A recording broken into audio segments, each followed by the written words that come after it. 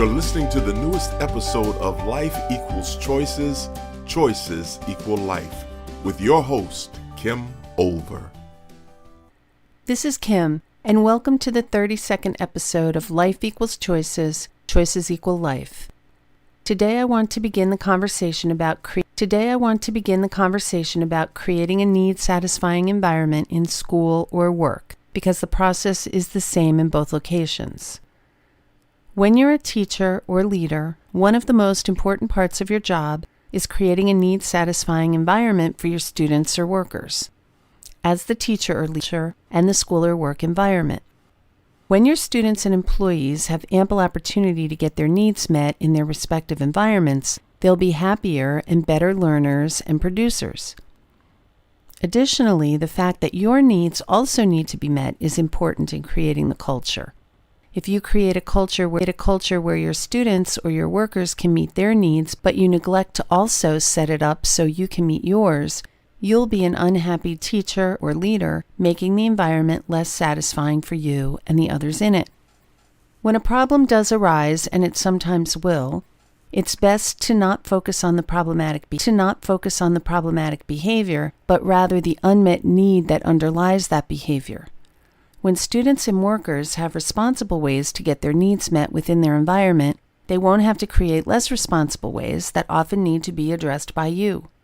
Focus on the need that is unmet and work with the person to figure out better ways to meet that need in non-disruptive ways.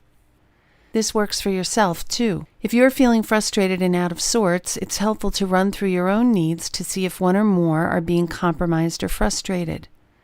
When you find the need or needs you've been neglecting, you'll know some things you can do to get yourself. What are the needs that must be met? Safety and security, connection, significance, freedom, and joy. Let's look at the specifics of each. When you focus on the safety and security need, the first thing that must be attended to is everyone's physical safety. Teacher or leader, prioritize the physical safety of the people you're managing. Safety is typically a non-negotiable in most cultures. When a student or worker threatens the safety of another person, there must be an intervention to stop the aggression, threat of violence, or violence, and address it seriously and swiftly. You can also attend to safety and security through the physical environment. To state the obvious, it's important to have access to food, water, and bathrooms. Enriching oxygen in the environment with plants can help, as well as having open windows and fresh air. Working to replace harsh fluorescent lighting with incandescent bulbs can also help. If ergonomic workspaces are possible, this is a plus. Allowing for physical rest at one's desk or the ability to have a stretch break, as long as it doesn't interfere with others focusing on their work, are also big pluses. Additional artwork on the walls. But safety and security isn't just about physical safety. You must consider mental and emotional safety as well. What does that look like? Well, for workers and students to feel mentally and emotionally safe, you need to model that mistakes are learning opportunities and not something to be punished. It helps to discuss them in private instead of in front of others. As the teacher or leader, you're vigilant in noticing when tension exists in the group and you're quick to address it. Discrimination and oppression are not tolerated in your culture. When you're an empowered teacher or leader, you base your culture on the elimination of the disconnecting relationship habits and the employment of the connecting ones. For more on relationship habits, check out episode 7. Gossip won't be tolerated. Transparency is important. For people to feel safe and that they're applied equally, they need to clearly know the boundaries and parameters of what they're being asked to do, as well as what could happen should they fall short. Safety and security are enhanced for people when the teacher or leader provides a clear vision and strategic direction. They like to know what the plan is and how they fit into it. And people like to have the assurance that if they do their part, their jobs are safe and secure. Students like to understand what they're being asked to learn and why. How will it benefit them in the future? When people don't feel safe and secure, when they're fearful, we know from Bruce Lipton's work that they cannot learn. them in fight or flight response. This triggers a lot of chemical and biological responses. Some things will be enhanced, such as reflexiveness, faster speed, and responsiveness, but the higher order thinking of the frontal lobe shuts down in fearful situations, causing learning to be compromised. This is not the ideal situations, causing learning to be compromised. This is not the ideal state for either students or people at work. And remember, you must also craft the environment so you're able to get your own need for safety and security met within it. Your goal under this need is to create and maintain trust. The teacher or manager. You'll need to model being trustworthy as well as extending your trust to the students or employees. Safety and security is often built on supportive, positive relationships, which leads me to our next need, connection. People have an inherent need to be connected to others and to have a connection to their work. There's several relationships in the classroom or workplace that the teacher or leader are either responsible for or have great influence over. It's critical to attend to relationships both for your own connection need and for others. Here are some of the connections you'll want to be in tune with. There's the relationship between you and the students or workers. You're responsible for the relationship you have with either your students or employees. Of course, the individual student and employee have responsibility for their part in the relationship. You can't create a relationship on your own. However, you can keep extending yourself, attempting to get to know the person better until you find something to like, and hopefully they do the same.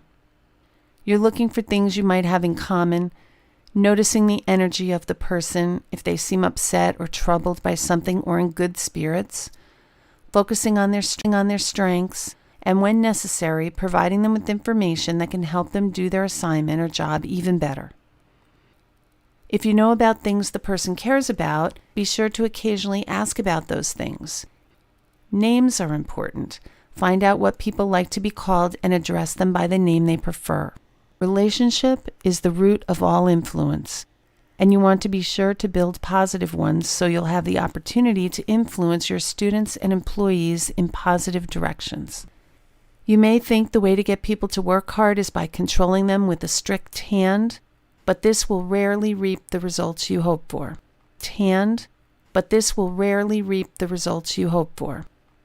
People resist this kind of coercion. When they do, you believe the answer is more coercion, which will only make the situation worse, so you'll need more coercion, and on it goes. People don't need coercion to produce better. They need internal motivation. Motivate a person is looking to please their teacher or manager.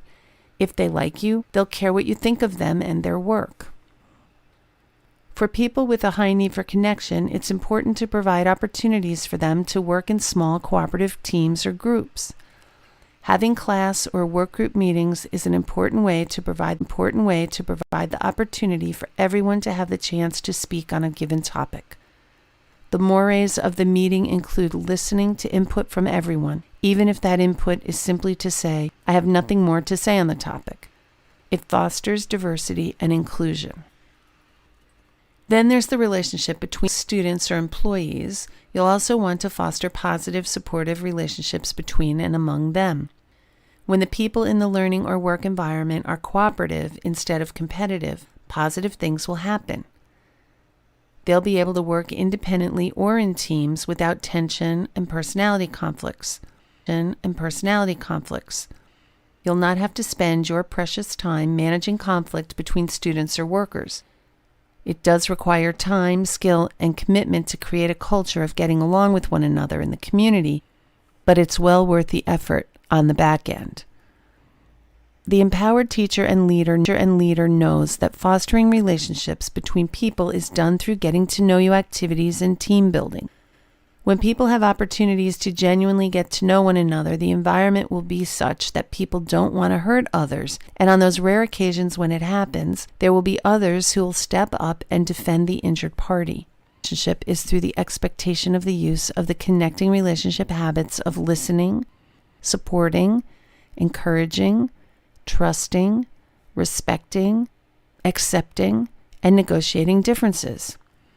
You'll be modeling that with students or employees, and you'll also offer to assist in situations where negotiation is required if the individuals haven't been successful in working it out for themselves. There's also the relationship between your people and administration or higher management.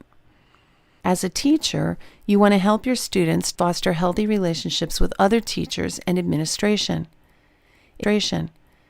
It's tempting, especially when connection is your highest need, to want your students to like you the best out of all the adults in school. This may naturally happen, but shouldn't be your goal.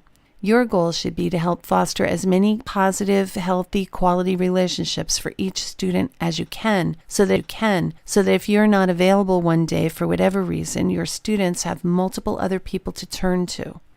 As a manager, you're responsible to help your people build trusting relationships with upper management too. It's tempting in a middle management position to create an us versus them mentality by siding with your work or criticizing the powers that be. This may provide you with some temporary relationship capital, but it doesn't help you or your workers in the long run. You might get promoted to being one of the them one day and will have set up a mistrustful relationship before you even get started. Middle management is a tough position. Middle management is a tough position. You need to passionately advocate for your people while passionately communicating management's side to them in a fair manner. This will help build respect for tough decisions that get made without throwing management under the proverbial bus. Their work. People need a connection to their purpose.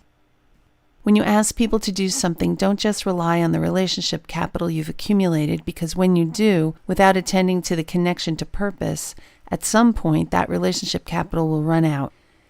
Teachers need to make the learning relevant to the reality of their students and help them connect to their internal reason for wanting to learn what you're teaching. Work supervisors need to also help their workers connect to the mission and vision of the company, as well as develop a personal connection for how their work supports that company's mission and vision. This is a relationship you're not. When you know your students or employees and what's important to them, you'll be able to help them make these connections. Significance. The need for significance is about being competent, listened to, and respected. It's about getting the mentoring and training needed to get better at your listened to and respected. It's about getting the mentoring and training needed to get better at your job while preparing for forward advancement if you want it. It's about knowing what you do matters and that you make a difference. It can also mean the ways in which you leave a legacy. Teachers can have a huge impact on differentiated instruction designed to maximize the learning capacity of each student. It's also helpful for teachers to guide a student's self-directed learning path by harnessing their interests and passions in a way that allows them to study what they want and still learn the common core material required of students. Do away with traditional grades by never settling for less than competent work, knowing it may take some students longer than others to achieve competence in a certain lesson, but allowing for extra time so no one ever fails or gets socially promoted because they're too old to stay in the same grade. Without a competent understanding of the foundational material. Students can continue working until they get it. Provide students positions of authority in the classroom as they demonstrate an interest and responsibility to be effective in those positions. Listen to students and seek their opinions on what they're learning and what and how they'd like to learn. Model and encourage a growth mindset. There would be a similar approach at work. Respecting people the way they want to be respected involves getting to know them well enough to understand how they like to be treated. In your environment, respect one another, not based on how other people treat them, but because respect is a value in the environment and respectful is what the person wants to be. Find out and help workers tap into their potential and passion. Do not hold someone back from promotion or transfer because they will invest in you. Get people the training and resources they need to do their best work. Ask them for and listen to their opinions about what that will take. Allow them to have an impact in the classroom or workspace by asking, listening, and acting whenever possible on their opinions. Acting whenever possible on their opinions. Allow them to have an impact in the classroom or workspace by asking for, listening to, and acting on their opinions whenever possible. When you're explaining a new topic, work hard to include savvy, somatic, auditory, visual, and intellectual explanations to cover the learning styles of everyone being impacted. Understand the difference between introverts and extroverts, and make accommodations to maximize the participation of both. While you're creating opportunities for everyone in your environment to get their significance needs, you need to have space to meet your own. You'll want to develop the images of what success looks like to you and work towards those. I derived a lot of significance from creating environments where my people could get their needs met. That allowed me to feel competent, effective, and relevant as a leader, so my significance needs were met. How will you meet yours? Freedom. The next need is freedom, which can strike terror in the hearts of teachers and leaders alike, especially those seeking safety and security and significance. There's a myth out there about providing freedom to students, how that will result in nothing being accomplished. This has not been borne out in real life. When people in school and work have a sense of independence, choices, and can harness their creativity, amazing things can happen. Just remember there's an adjustment period. If you've been a teacher or manager, remember there's an adjustment period.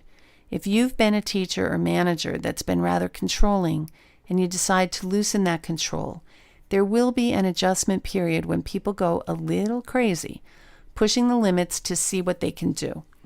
Just stay consistent about where the lines are. Know there will be people who gently go to where they are and remind them of the boundaries and lead them back. Sometimes an individual in the environment might need a period of time to check out of the learning or work environment. This should be permissible without any repercussions. It might be a space at the back of a classroom for students to take the time they need to get re-engaged with the learning, or at work, it could be the encouragement of the use of mental health time, taking a walk, or just taking a break for when an employee's head just isn't in the game for whatever reason. I also like to think of a teacher or manager providing their people freedom by letting them know the end product they're looking for, while allowing their students or employees to come up with the methods to accomplish that end product. Be sure to encourage as much freedom as can be responsibly managed. If your people want to work from home and can be productive while doing that, then they have responsibility. However, if their production is negatively affected, they may not have that privilege. And as with other needs, build ways in for you to get your own need for freedom met in the school or work environment.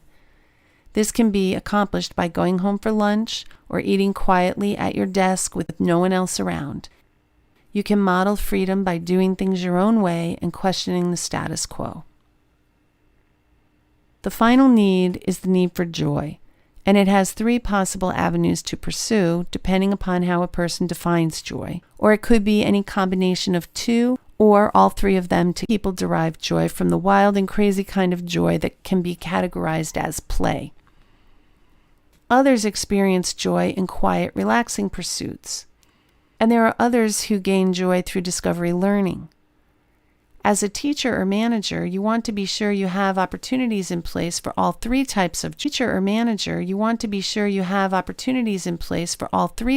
joy to be experienced at school or work, including ways for you to create or experience joy for yourself. The first kind can be had through breaks, lunch, humor, exercise, etc. The second through sensory grounding. The final can be easily done in school through project-based learning and at work through relevant, effective training opportunities and coaching. Employee resource groups, also known as ERGs, are designed to help marginalized or disenfranchised groups in the work capture the attention of management to issues that affect their particular group. These, done well, are a valuable resource to any company looking to level their playing field for all employees. Without taking anything away from the original intent of ERGs, I like to recommend the concept of creating 5 ERGs to represent the basic human needs. So there would be groups looking out for ways to get safety and security, connection, significance, freedom, and joy met in school and the workplace. Their job would be to report on satisfaction levels in their particular need area, as well as making recommendations for improvements. These ERGs would combat the problem of need strength bias, which occurs when a teacher or supervisor favors the needs that are important to him or her and puts opportunities in place for people to meet those needs, but neglects the needs that aren't as important in their worldview. Has given you a look into one aspect of bringing choice theory into the classroom or workplace, and that you'll join me next week when I discuss the elements of a Glasser quality school or classroom. I'm looking forward to it. Talk with you then. This has been another thought-provoking episode of Life Equals Choices, Choices Equal Life.